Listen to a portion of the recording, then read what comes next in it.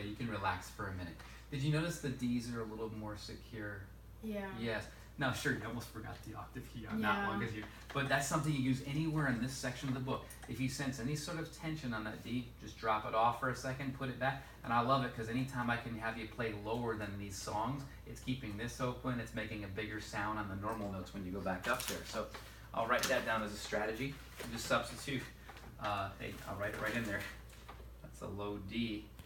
That's below the staff there. I'll write the name of it. Just do it octave keyless. And I'll put it right on the top of March 4th's notes here. Because it could be on a billboard. Problems? Go octave keyless. Let's see. There could be a shirt that says that. Go octave keyless. And that's the way to go. Keeps things open, you know, in your sound. You can keep working on this page. There's something else. Oh, we did I'm not going to do the mouthpiece thing today. Ooh, I know what it is. Because lesson time flies. What we got here? Yeah, make sure I get to this. How many reeds are you actively playing on right now besides this one? 3. Wow. Why are you doing that? Did I tell you to do that, or did Miss Lundahl tell you to? Or she tells us we're supposed to have 4 in our case. Yeah. Which I do. So did she say to actually rotate back and forth between different ones, or do you just have 3 brand new ones in your case and this one that you're using? I rotated with. You rotate them. That's very good, because you'll find that the reeds, they save mom money because they last longer when you rotate them. And also when you go to break in new reeds, if you only have one old one and it gets dead, when you put a new one on, it feels so different. So Yeah. you're already doing that. I'm going to go a little deeper than that. As far as when you get your next batch of reeds, because I know you're going on spring break and stuff, and I won't see you, so that may happen. It doesn't have to before I see you next. I'm going to put here reed break-in procedure.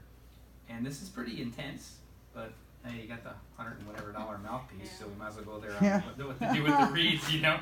So Ouch. when you have the new, which is She just got new reeds last week. Okay, yeah. A new pack, yeah. So for new reeds, what I do is on day 1, I'll take 3 or 4 reeds in a little batch, a new batch, and I'll soak them in just regular temperature cold water, which is really lukewarm in Florida. Soak in water. Careful to kind of time this correctly for 2 minutes. You don't want to do it for real long, just needs a couple of minutes. Take them out. You play on each reed for just 2 minutes. Then put them on their backs on a plate.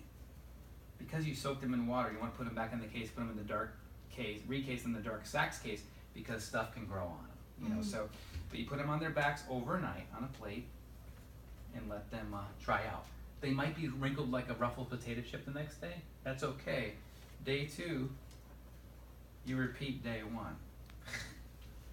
And most kids at your age level, I would never say to do this because they won't actually do it. But mom's sitting right there, you've got a sister who plays an instrument, you're at Walker, I mean, let's just go high level now. Why wait till 9th grade when on average most middle school kids, come on in! Most middle school kids are too immature to do this. I'll say it that way, you know. Oh, maybe you didn't hear me. She does everything now. Yeah, that's good. Yeah. Hey, Tatiana, come on in. Hi. Hey, how are you? Good. Mrs. Valenti, Jeannie, Hi. Michaela, and ma'am, I'm sorry, I forgot your name. Melanie. Melanie, I knew that. Melanie and Tatiana, and this Hi. is Isabella. And if that's a little tight, but y'all can have a seat together or wait. We'll be done in just a few minutes. And Tatiana started saxophone, and piano. And Isabella's just starting saxophone with me. So, yep. And so day 2, you repeat day 1 exactly. 2 minutes of soaking, 2 minutes of playing. If you're willing to go there, which that sounds like you are, day 3 through 5, keep repeating day 1. That's a very disciplined thing to do. But hey, when you're practicing, it's okay just to keep switching the reed a little bit, you know. And then you don't do this in band class, you'll annoy your teacher, okay? But day 6, you can stop the soaking thing. I'll put here, you might dip in water for like 10 seconds on each reed, not to soak them so much. And then you get to play 5 minutes on per reed. Oh boy. Now, depending on how much you practice, you might not have time to do all the reeds in one day. Like day 6 might take 2 days or something. That's fine. Day 7, oh boy, And you can skip days when it's Sunday or you're not practicing. Yeah. That's fine. Just whatever the next day is, that next day. Day 7, you get to play 10 minutes per read. Day 8, you guessed it, 15 minutes per read. Day 9, 20 minutes per read.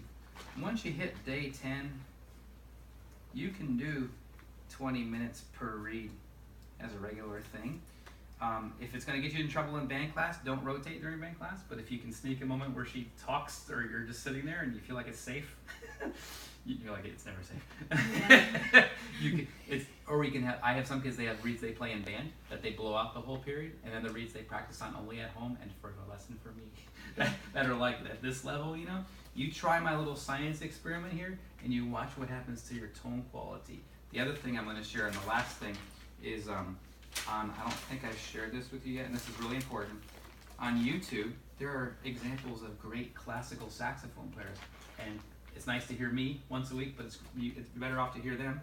My musical grandpa, and your great grandpa, you don't even know it, is Jean-Marie Landé from France, because he's the professor of saxophone at University of something Bordeaux, France, and I think he's passed away recently, but he was my sax teacher from college, a sax teacher.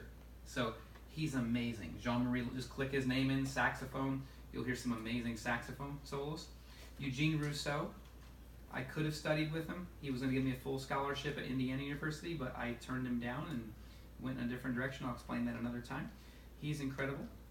And I'll give you one more. This is a French horn, remember? Daniel Defayet. These are all French guys. Defayet. He is the sax professor at the Paris Conservatory. Google these guys. You'll be like, you should listen to them for a few minutes a day. That's part of practice time. It's just as important to hear what you're shooting for as it is to enjoy it and play it yourself. Okay, that's our lesson for today. Thank you.